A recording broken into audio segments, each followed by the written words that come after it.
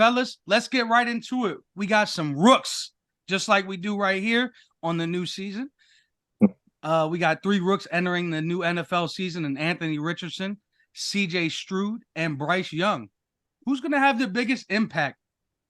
What y'all think, man? Tommy Grant, how you feeling? I was going to say, since we're going to talk about the rooks, we can start off with one of the rooks. But I mean, as a veteran, I know I won't sit on the sideline for too long. Let me put my headset on and say some things. As far as those three go, I mean, CJ Stroud, he looked solid. I mean, kind of flustered. I mean, the Houston Texans offensive line isn't the greatest. I mean, they have a pretty decent wide receiver room. They got a couple young kids that he can throw the ball to. I mean, it's going to be a young team that if they can stick together, over the next couple of years, they should be fine. Nico Collins. They have Noah Brown, former Dallas Cowboy, as well as Dalton Schultz, who he can kind of dump off of like third and short, as well. They still have Damian Harris he can throw off into the flat. So CJ Stroud is a pretty solid core that he can, get the ball to, get his feet up under him, get comfortable with the league as long as his offensive line holds up. As far as Bryce Young, I didn't really get to see a lot out of Carolina, but I know they added Miles Sanders from Philadelphia. He had an excellent season last year, helped that team get the Super Bowl. So he's going to have a lot of veteran leadership that he'll be able to help Bryce Young get acclimated to the NFL pretty quickly. But I am probably most impressed with Anthony Richardson. They a lot of scouts said that he was going to be NFL ready, pro ready, but he showed a lot of poise in the preseason, being able to step up into the pocket, make a lot of good decisions with his feet as well. Getting able to deliver the ball. And I think he has a very solid receiving core as well, especially with Michael Pittman leading the way. Michael Pittman Jr., veteran receiver as well, is going to be able to teach him the ins and outs. And I mean, I know that Jim Irsay and them, they're treating Jonathan Taylor like he's just some scrub, like he didn't just lead the league with yards. But if Jonathan Taylor can come back as well, I know they just announced he's going to be on the pup list for the first 4 games. But if they can figure something out with Jonathan Taylor, that'll be an excellent piece to help Anthony Richardson get acclimated into the NFL, game speed and things of that nature. But as far as the preseason goes, I think Anthony Richardson impressed me the most from what I saw. There are a couple other rookies that we can get into a little bit later, but that's how I feel as far as those 3 go. Okay, yeah, I feel you on that one, man. And it sucks for Jonathan Taylor, honestly. It's a really bad situation he's in. But Wayne, man, how you feeling about these 3 rookies? Nah, man. Honestly, man, Anthony Richardson, man, he's gonna be decent this year, but without him having like a solid back, they're gonna use him as the main back, which is gonna hurt them and hurt him tremendously, it's just gonna be terrible.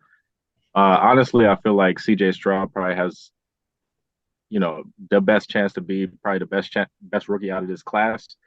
Bryce probably falling right behind it, but I feel like CJ just has all the tools just to be the best quarterback. Just with the young talent that he has around him right now, D'Amico being a young coach over there and everything like that.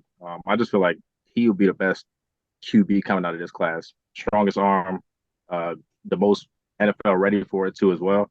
I feel like he'll hold it down. I feel like they'll put Anthony in too much situations where he'll do too much this year, just like he did in Florida. But I feel like he'll have a big trajectory as long as he has talent around him overall. But not too much, but I'll say, yeah, CJ overall for sure. Okay, okay. Sav, man, what's your take on these rookies? Um, as far as the rookie take would go, to piggyback on, I guess best preseason performance, I would probably give to Anthony Richardson. Best all in all overall performance going into the year, I probably would say, in my opinion, it's just gonna depend. It's like it's really gonna depend on injuries. It's gonna depend on who has what and what everything looks like throughout the season. I would want to say, me personally, I would want to say CJ Stroud probably has the best chance just because, like I said, everything, like just to piggyback off of Wayne, everything is young over there. So it's going to be more so on the scale of just allowing things to happen more so because we're young, we're going to make mistakes, we're going to figure it out throughout the situations. But for the most part, Bryce, I feel like doesn't have enough. I don't think Bryce really has anything that's really worth saying that he can do a lot with, unless you're expecting him to do cam related things. What's up? And Well, no. So no, I mean, actually, Bryce is I he's see not. He's it. not. I see it. Go He, ahead. so no. So because Bryce does have Adam Thielen, which he did connect with. He does have Chuba Hubbard as well. DJ Mhm. Chark Miles Sanders. and Chark is probably the best option that you said. Adam See, Thielen. mid. Yeah, you got I Miles mean, Sanders back there too. You know, he Miles has Miles Sanders, Sanders and he has Chuba mid. Hubbard. Miles Laviska Sanders, Shenault. mid. Miles Come Sanders helped on. the Eagles get to the Super Bowl last year. And look, everyone knows that I'm a Cowboys fan, and I hate speaking highly of the Philadelphia Eagles. It literally burns all last year. It burned my soul having to speak about what's his name, Hassan Reddick all the time. Their front seven, one sack away from setting an NFL record. Jalen That's Hurts and different. AJ Brown. That's different. No, That's come on, man. completely different. I'm just saying, man. Miles Sanders is not somebody to sleep on. Now, granted, Respect. he's coming from he's coming from an offensive line that is arguably the best offensive line in football. But I do see what you're saying. I do see what you're saying about Bryce Young. He's all right, yeah. And also, So and then also, real quick, and then also you got to remember, Miles Sanders was healthier towards the end of the season. I had to suffer with him during fantasy, just waiting for him to make something happen. And mind you, in that situation, and granted, I'll give it to him, but then again, in that backfield, they were deep. They at least 4 deep, but they was rotating 3 on a consistent. Like majority of them was touching 11, 12 carries. At least 2 of them was touching 11, 12 carries a game. And that's not a bad thing, but now you're going to go to a team where you also, well, fair. Never mind. He's gonna be split. He's gonna be splitting carries with Chuba Hubbard. So it's not gonna be a whole bunch of wear and tear. We already know running backs. Yeah, that's crazy.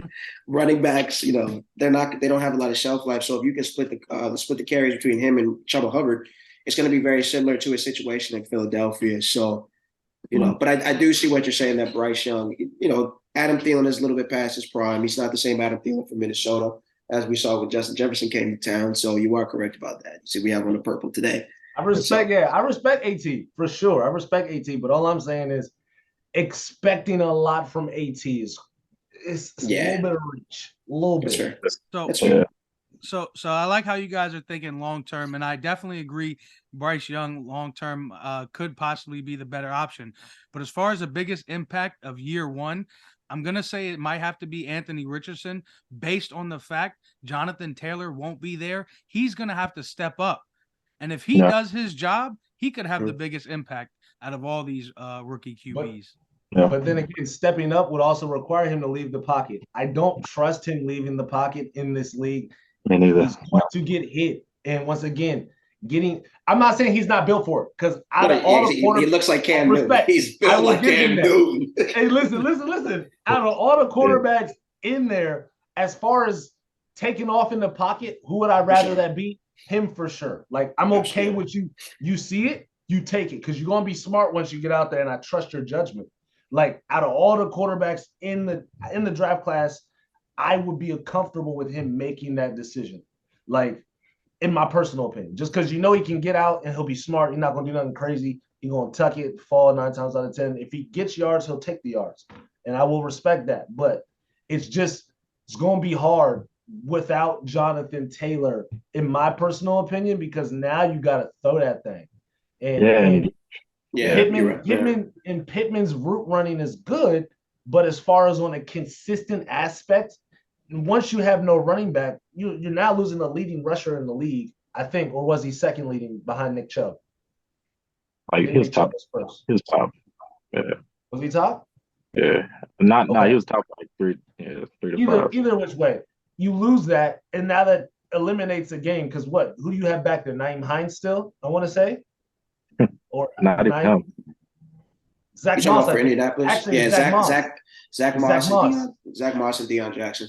Those are the 2. And I don't trust Zach Moss enough to be like, yeah, we're gonna give you the ball 3 downs, at least maybe 2 downs. And another thing we got to actually look at too, the backup quarterbacks for these guys. I think Bryce Young has the best backup quarterback to be able to teach him things and show him how to. He's got Andy Dalton, and when you look around at who CJ's got, he's got Davis Mills, and Anthony Richardson's got Gardner Minshew.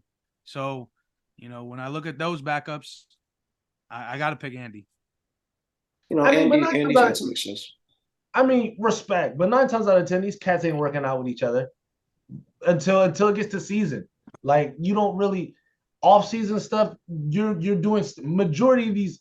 CJ and Bryce for sure did stuff with Cam in the offseason. That I know for sure. I've seen video, I've seen footage of it. Like, I think that CJ also worked with Lamar. I don't know if Bryce did, but I know CJ worked with Lamar. So, like, you got to remember who they're working with in the offseason and who they're getting some of their information from people who are in the league.